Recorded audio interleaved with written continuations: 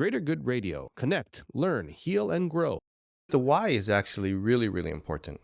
So here's the why. Yes. One thing that stood out to me is that there's kind of a lot of advocacy going on, right? Your strategy is advocacy a lot of times, right? Like to speak, I'm going to speak up. I will speak up for myself. You will notice me. Right. And on the other flip side of that, you said that you're raised with children should be seen and not heard. Mm-hmm. So you aren't heard. And then that's an interesting one to me. It's a dichotomy for sure. It makes sense, right? Because if you, young Cheryl, you should be seen and not heard. And young Cheryl needs to be seen and heard. And then you learn how to voice yourself because that need is strong enough. And that's the strategy that fills that need. When I understand that and the why behind that, I understand Cheryl much greater. So that's kind of the piece that I'm talking about with is the why for this woman. Because if you've heard some of the past shows, then I love the quote by Resma Menakem, which is trauma decontextualized in a people looks like culture. So decontextualized means like over time you forget about it, right?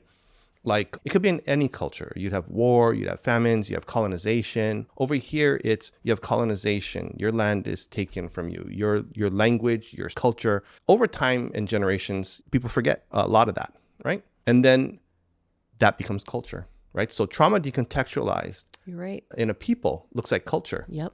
So trauma decontextualized in a family looks like family traits. Right. Trauma decontextualized in a person looks like your personality.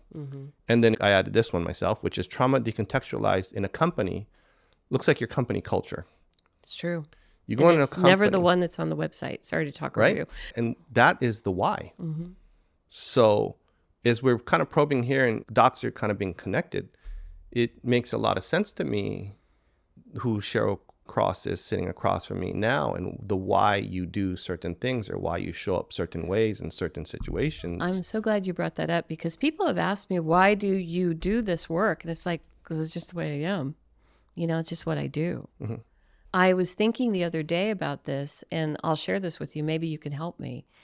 As a kid, as you're a child, you're growing up under this, be seen and not heard. And this was not said in the household, of course. It was just, it was like a universal belief. Yeah. It's the culture. Yes, it's a culture. If you resonate with Greater Good Radio, please join our community at www.greatergoodradio.com, where you can get access to exclusive content and offerings. Hope to see you soon.